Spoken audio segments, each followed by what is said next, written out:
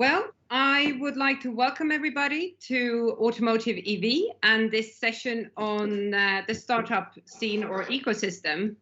I will be speaking to a group of experts that are working with startups almost on a daily basis or in startup community ecosystem on a daily basis.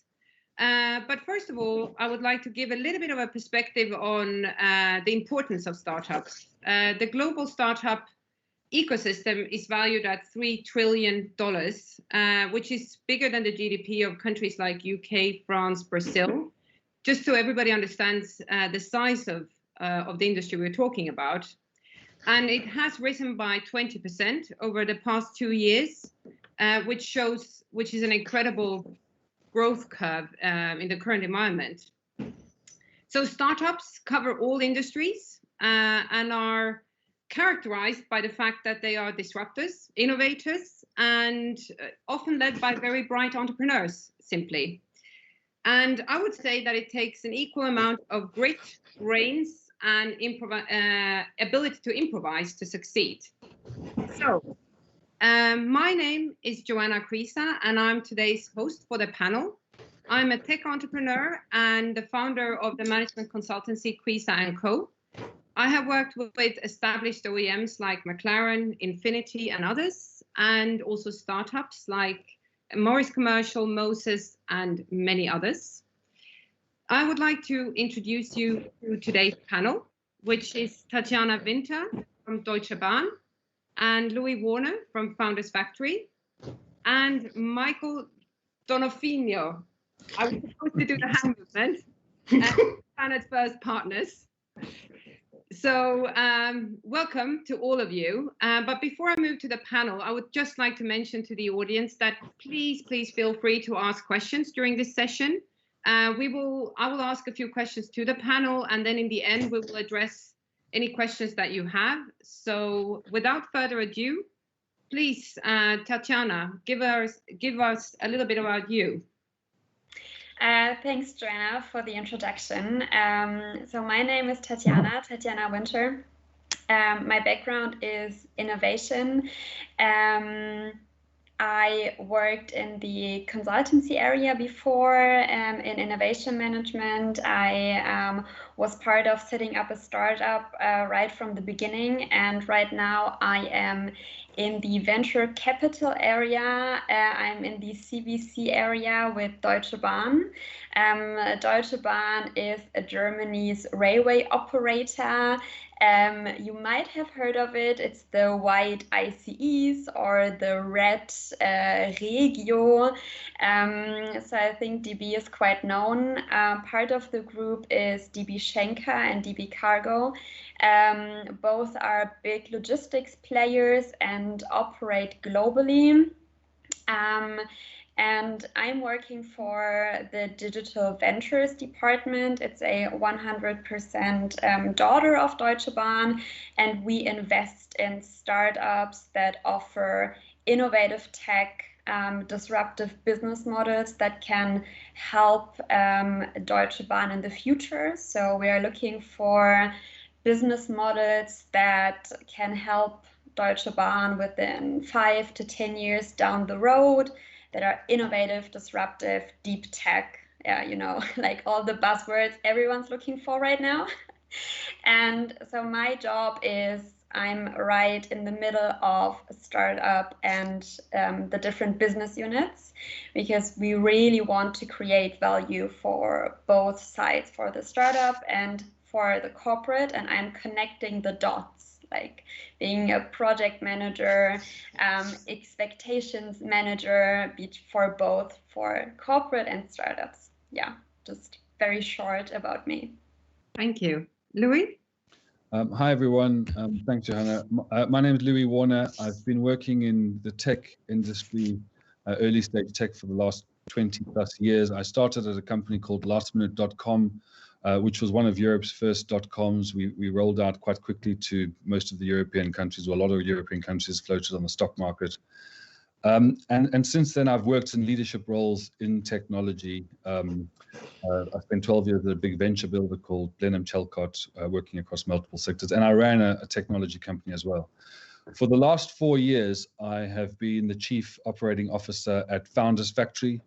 I'm, as well as being the COO, I'm also the Accelerator Director, and I look after the Accelerator program. And Founders Factory is a corporate-backed accelerator and venture builder. So we build companies from the ground up. We concept ideas. We put 250,000 pounds capital in and 150,000 pounds service, and we get those companies launched and we raise further capital. And we also accelerate companies. So we bring companies on, very early stage companies.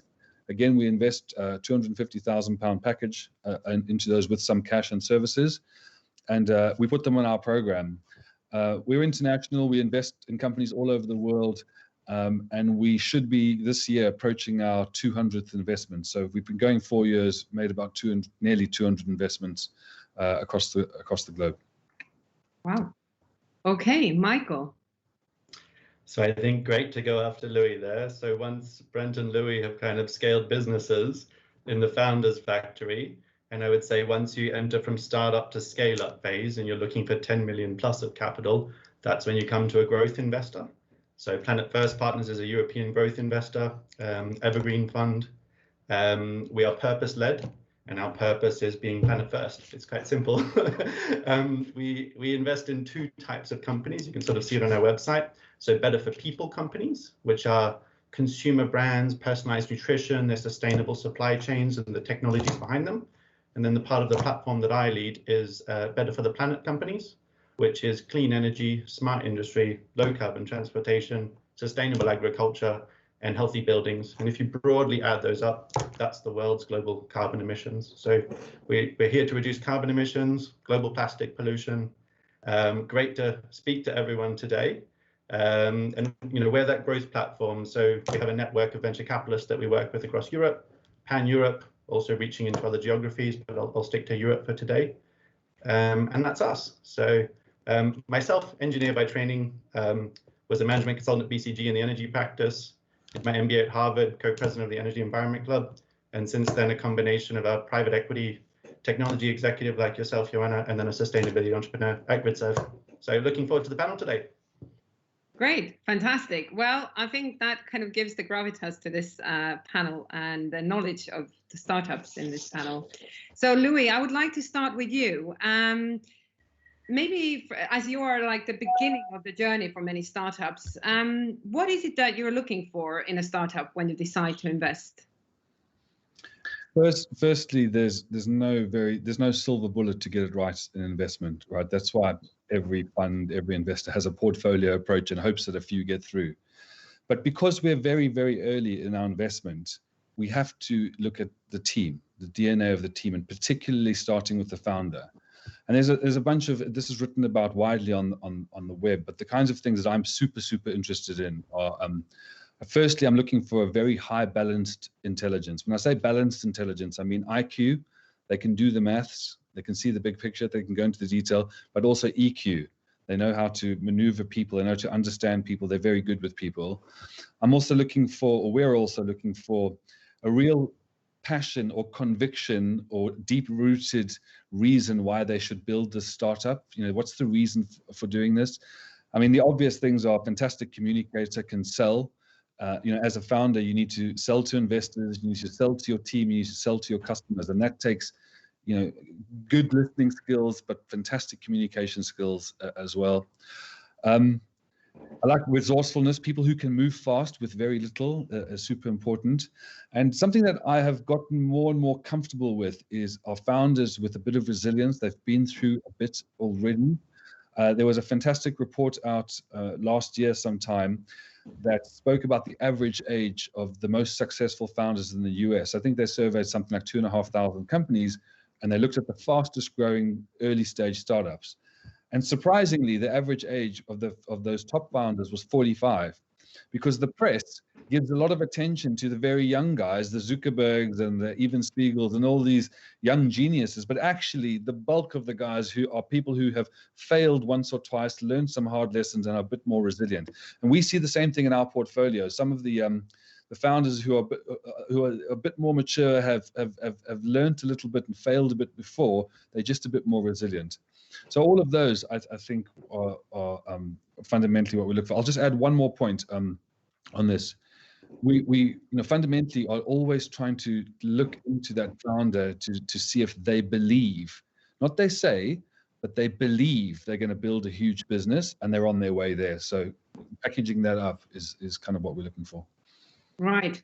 Are there any specific sectors that you're looking at, or is it sector agnostic?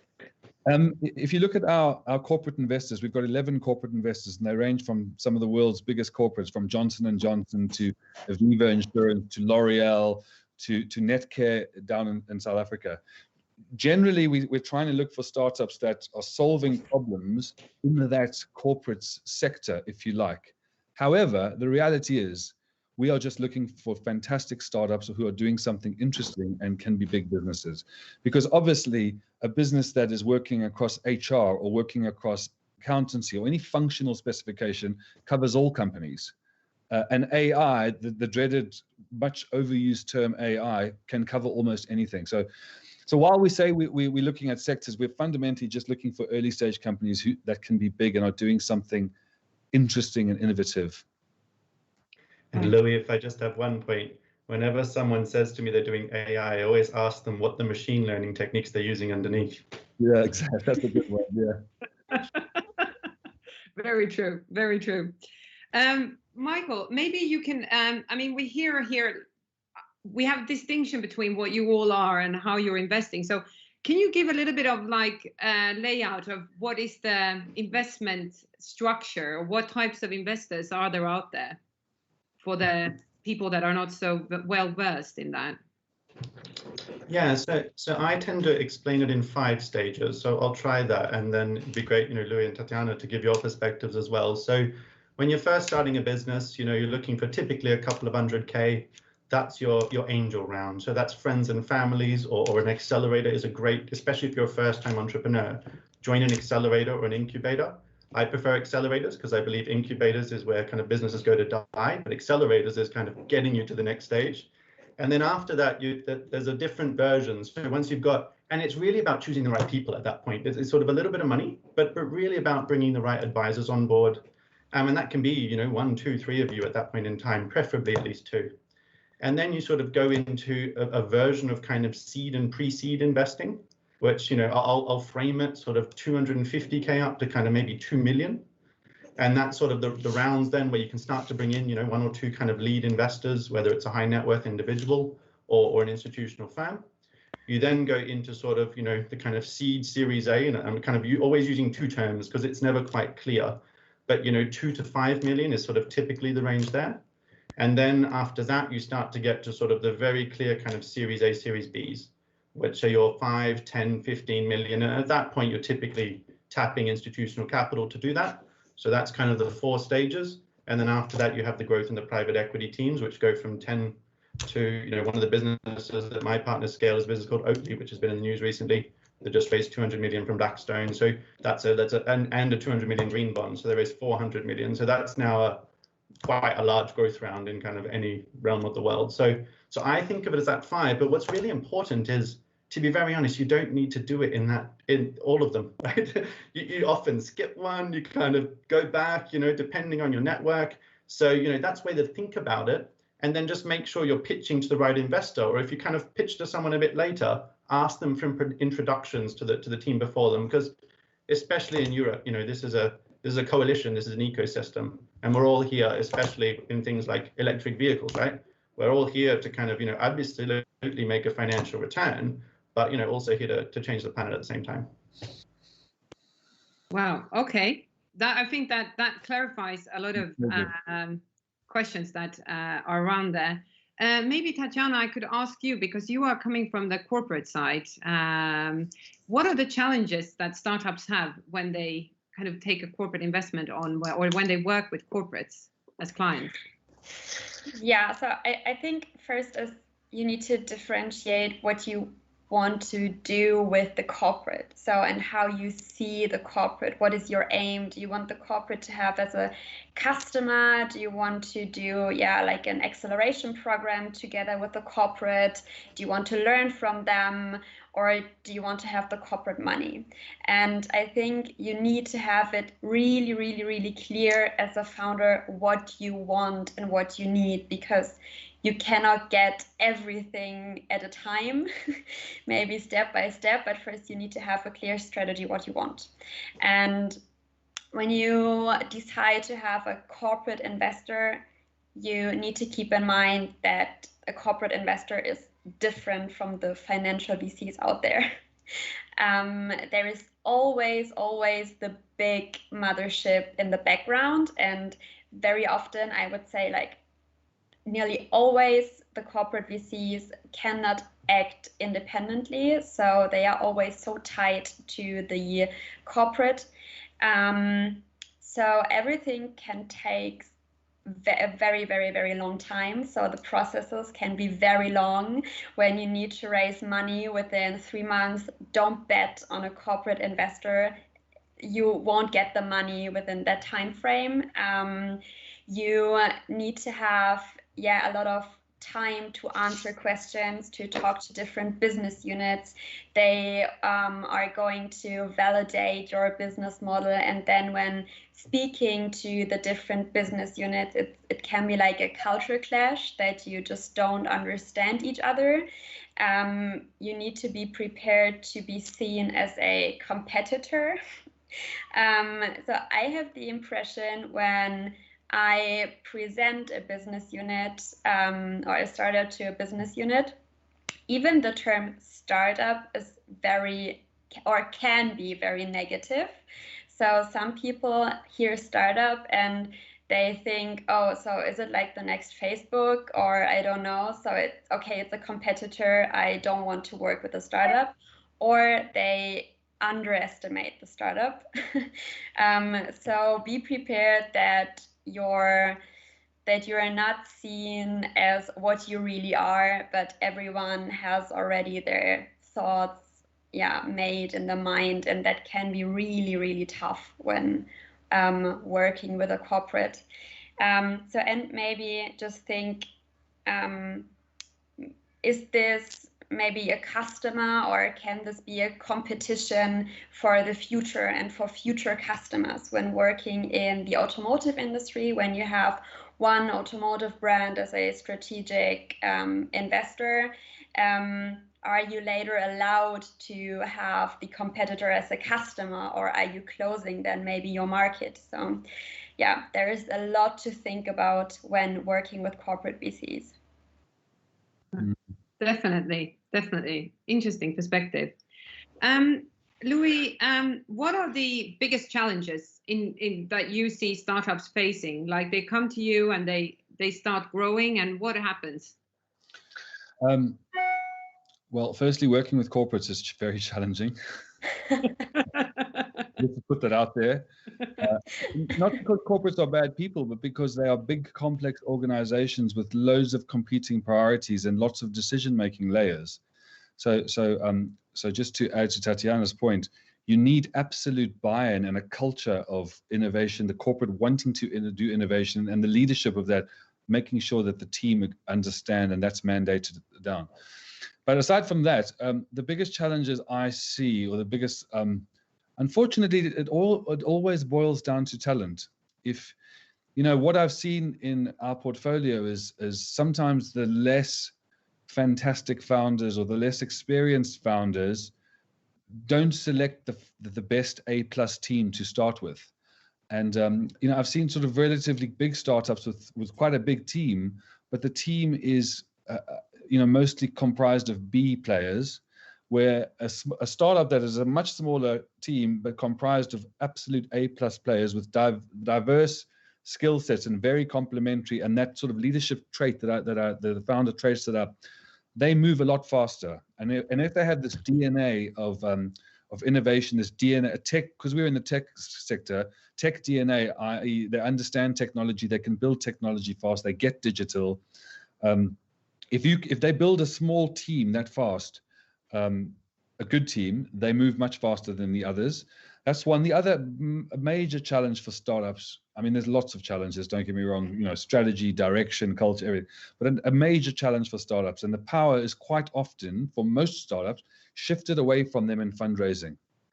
Because it's difficult to raise money just on a dream or very early with not much traction. You know how difficult it is to sometimes, buy a shirt or buy a jacket in a shop. You take a long time sitting there, and you're only spending like £200 or £100. Now, when you're putting out thousands and thousands of pounds of your own money, especially, and that's angel money, as angel friends and family, you get a lot of tire kicking. You get a lot of people asking questions, looking for too much detail, not understanding that they're backing founders on a big idea.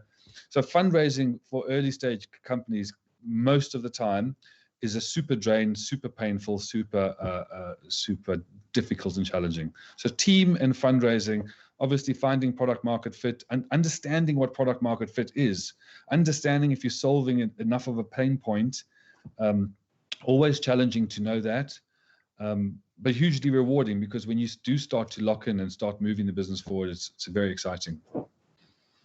Yeah, I read somewhere that about 70% of startups pivot at some point, meaning that they change a little bit the direction they originally thought they were taking.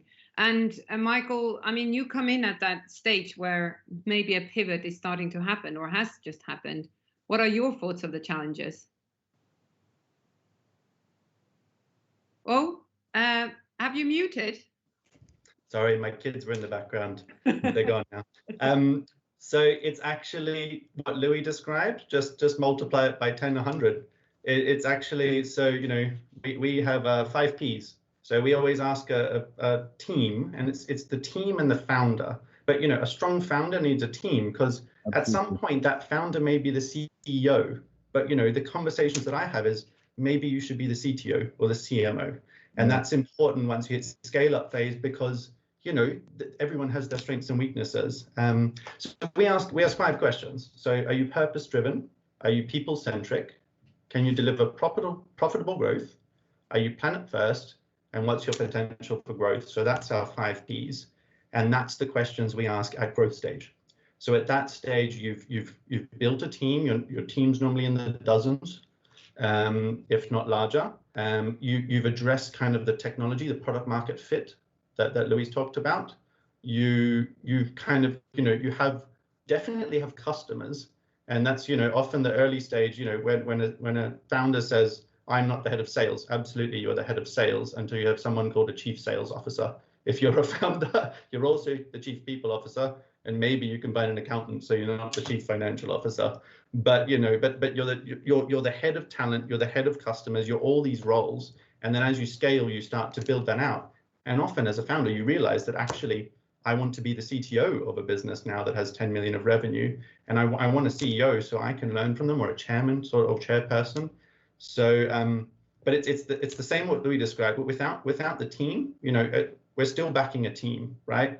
You've addressed technology risk, business model risk, you've kind of got engineering risk, you've de-risked a range of things, but you're still backing a team, because we're significant minorities, right? We are hands with, we're not hands on. So you're still building the business, and we're here to give our network, our support, board meetings, help you with recruiting, introduce you to customers. That's what investors are there for to do. So never forget that you're building the business and the investor is helping you. Right. So maybe to jump in here, because I think this is one big difference when it comes to a CVC, because so we start investing in Series A, Series B. So the product is really important. There needs to be at least a prototype, a proof that the product is working, because we don't have the time to just believe in the team and seeing the team grow.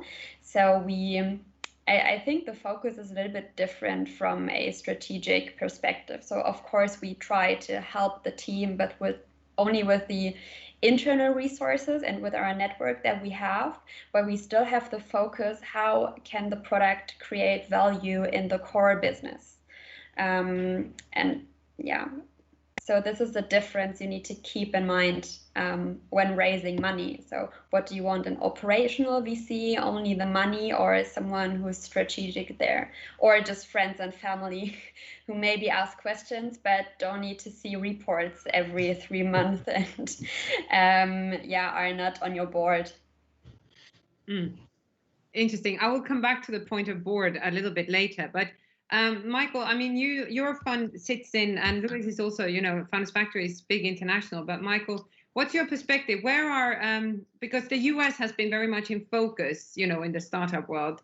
What's your view on Europe and the rest of the world? What's happening? Where is the excitement at the moment? So I think if you look at the last 20 years, right, if you were building, I'm going to use some terms, a consumer tech business, great time. Do it in the US, do it out of China. Other than last minute, which is a good example, quite hard to do it in Europe, to be very honest, because Europe is still a federation of many different small markets and some larger ones. So I think consumer tech and B2B tech is hard, right? If you're investing in an HR tech business, you're doing HR tech country by country, typically, especially if it's something like payroll. So our thesis is better for people, better for the planet. So those are international themes. But underlying that, if I pick one thing, if you're going to build a business in the sustainability space, there's no better place than Europe to build that business. You've got a massive Green Deal. You've got the UN Sustainable Development Goals. You've got Northern Southern Europe. I'm in the UK. I'm going to say UK is different just because of the Brexit kind of endeavor that the country is going on. But as a sustainability entrepreneur, it is amazing, and I think it is the place to be. And you can build that, right? It can be consumer sustainability, right? I used an example that we've scaled in the past. It can be electric vehicles, EV charging, micro mobility, car rentals, and software behind doing car rentals. All of these are amazing businesses I've met just in the last 3 weeks. And one thing I would say actually is I always challenge startups to make sure you're addressing two things. So if you're going after electric vehicles, try and solve, I know, Tesla's a great example, right? But they built the electric vehicle and the charging network and put it together. Or combine hardware and software, or software and data and analytics. Try and combine two things, because that really allows you to be unique and differentiated versus just being a software business or just being a hardware business. We can use all the terms in the world. We can use big data, AI, fourth industrial revolution, IoT. They're all just describing different things where, you have a product, but your customer is buying a solution to some problem, ideally a mission critical problem. And just keep remembering that, right? But if you start with the customer or the consumer first, and you build your entire business based on that, you'll be fine. Yeah. Interesting. I would add to that, in terms of location. London is, I believe, still one of Europe's, if not Europe's, top center for startups and innovation, particularly in our world, which is very, very early. There's good incentives from the government. The SEIS scheme, Seed Entrepreneurs Investment Scheme, gives tax breaks to angel investors to invest in very early stage companies. You've also got fantastic education system in the UK, some really world-class universities. And you have lots of corporates, a good banking sector. Well, I just saw JP Morgan's moving 230 billion to Frankfurt. So we used to have a great financial services sector before Brexit. And lots of corporates and innovation and a history of innovation in the UK. So the UK is good, but Berlin, France, Israel, we love Israel. I mean, all the founders I've worked with from Israel are all just fantastic people who are very driven, very innovative, move very fast. I don't want to generalize too much, but Europe is good, absolutely. And just one point on that: if you're a founder in London, especially if you speak to me at some point in the next decade, my question to you is always going to be, the UK is quite big. How do you take the UK with what you're doing? And then try winning Ireland, Netherlands, or Belgium. If you can do that, that's the first step to building an international business. Don't necessarily, I'm 80-20, right? Don't go and enter California as your first international market unless you're ready, and you're really ready. Otherwise, Dublin is a great place. Go win 10 Irish customers. It's a great way to sort of start scaling your business from London, or if you want to stay in the United Kingdom, right? 10 customers in Scotland. It's a really practical test, actually, and a really practical thing, Yeah. Michael, you remind me of someone very clever and very funny once said, when you go into Europe, you've got to enter by the quality, sorry, the strength of the alcohol.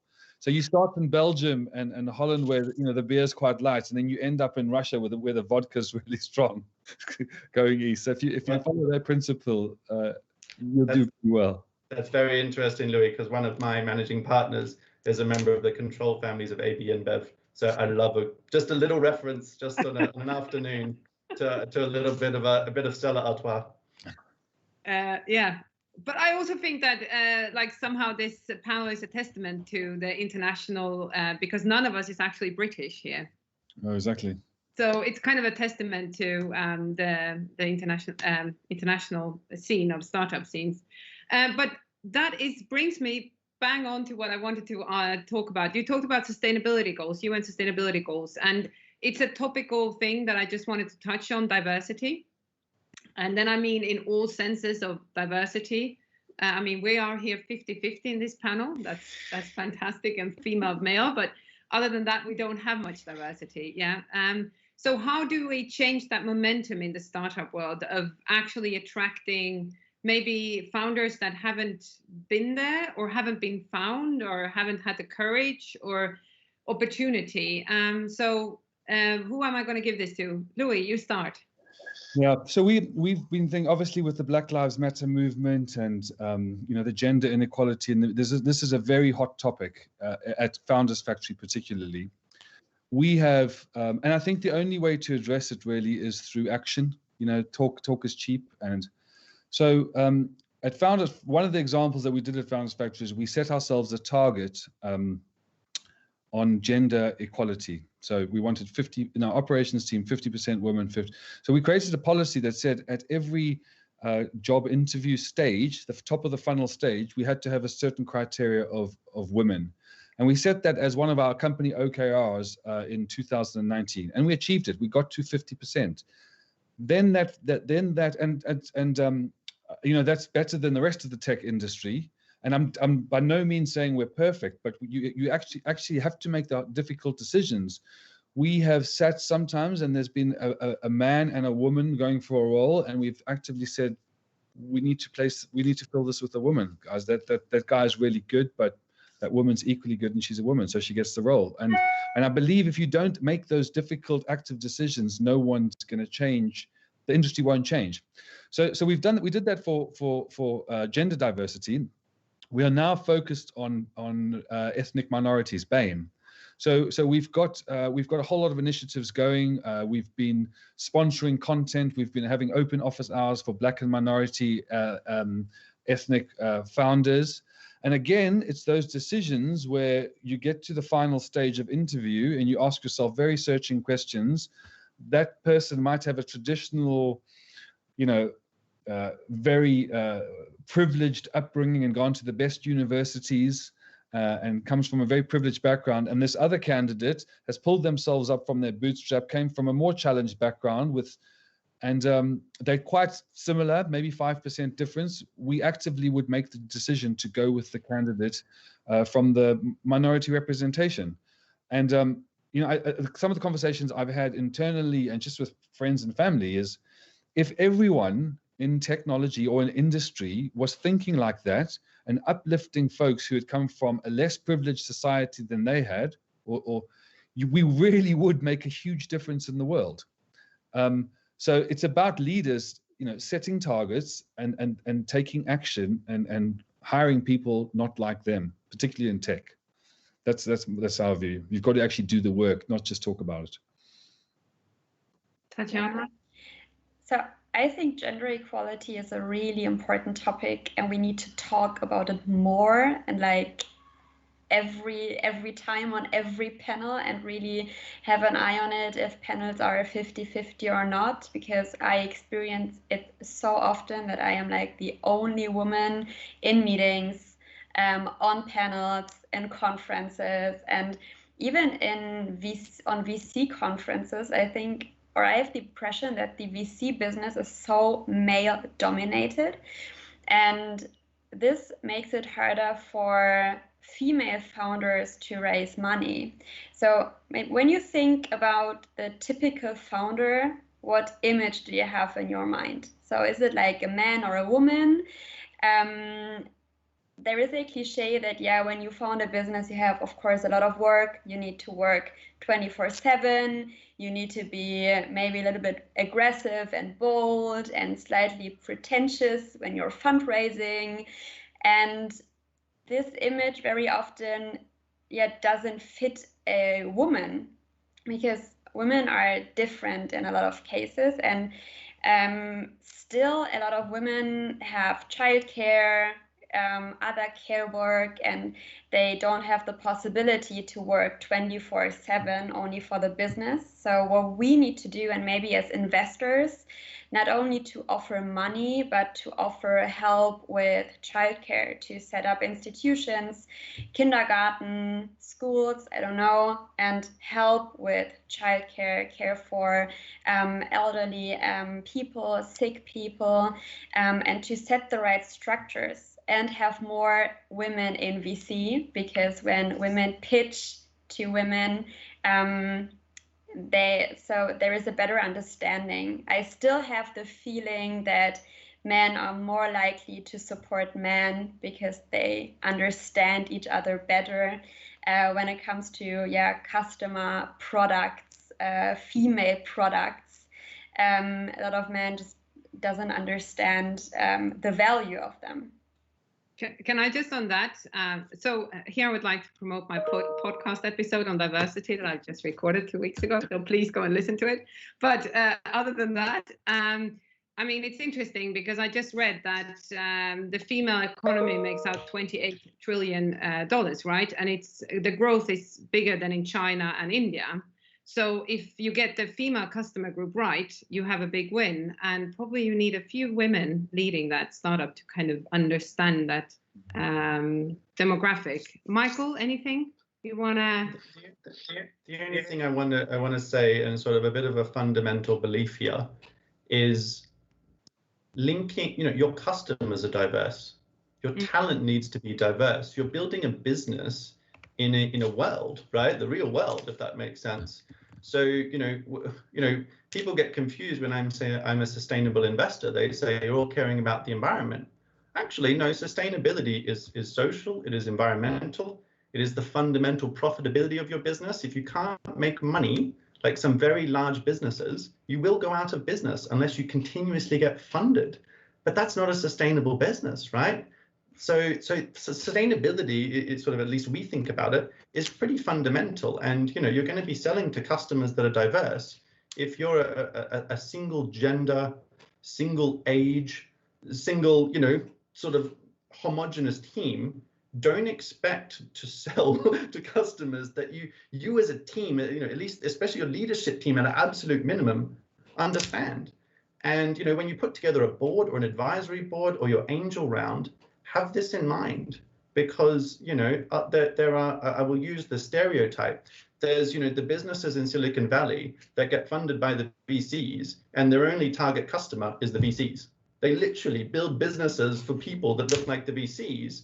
They get to 5 million of revenue and then they realize we can't scale our business because the only people that are buying from us are the people in Silicon Valley who look exactly like us. And it's amusing to watch.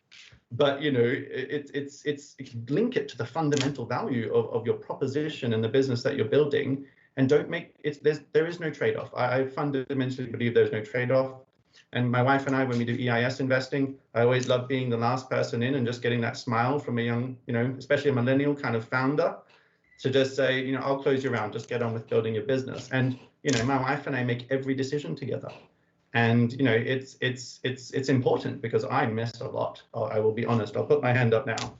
Absolutely miss a lot, and it's really important. So think of it as a key part of building the value of your business. Would be my perspective. Great. Do we have any questions from the audience? And otherwise, I have a few more. Oh, hi everyone. Thank you very much so far. Just to raise, we've got a couple of gender equality sessions tomorrow. Try and take it on a positive side, that we're trying to enact positive change rather than the inequality side. So some interesting discussions tomorrow on this for sure. And from my perspective, I've got a question that I think maybe might be relevant. How much of what you all do is provide advice to the startups that you work in? What kind of things do you do to facilitate this? Are the people you put people in touch with? And is there any kind of advice that you've got for any kind of startups out there that are trying to sort of get themselves noticed as well? I think this would be something quite nice maybe from all of you to take a little perspective. Johanna, maybe start with you. Well, okay, great. The piece of advice, I spend a lot of time advising smaller startups, a very, very early stage. And the usual questions that I get is, especially since it's automotive, is how do we get the customer there? And how do we, and I ask back is, who are you looking for? You know, have you defined your customer? Do you know your customer? And some businesses are even figuring out whether they're B2B or B2C. So is it business to business or business to consumer? So we spend a lot of time talking about that. And the next question is then, how do you make money out of that? Is there a case for, I'm not saying that startups rarely make money from day one, but it's kind of like, what's your business model? How can you build that towards? And that's where I spend a lot of time talking to them and actually brainstorming and going into sessions with them on what could be potential ideas for that. And and then also putting them in contact. I'm happy to open my network. I believe that there is nothing wrong with opening up your network and giving your contacts to others. I would never hold that back. I think that there is some kind of karma in that if you share, you get it back at some point.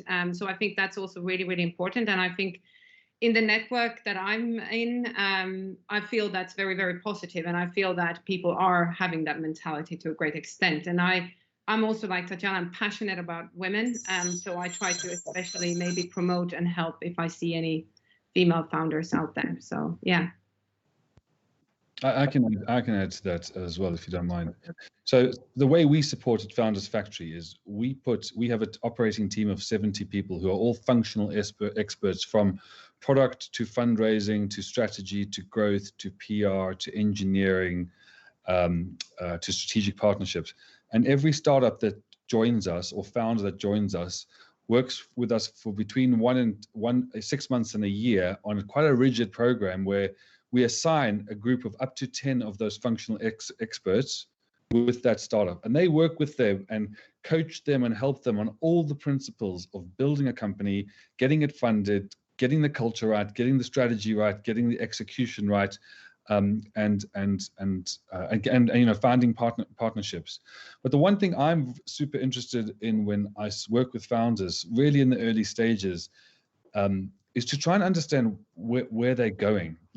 So I start with, trying to get them to think about where they might end up. What's the vision for this? Why is the world a better place? Because they exist. And then from that vision, we try and work back steps to where we are right now. We have this thing called a recursive strategy process. We use tools like OKRs, objectives and key results.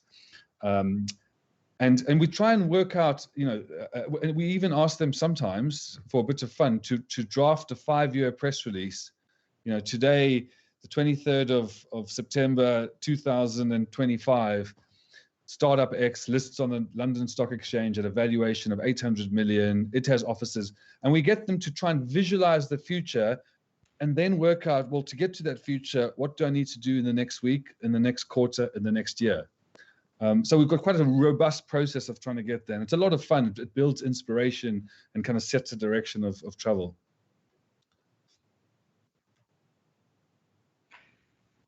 Thank you. Anybody else on that, or no?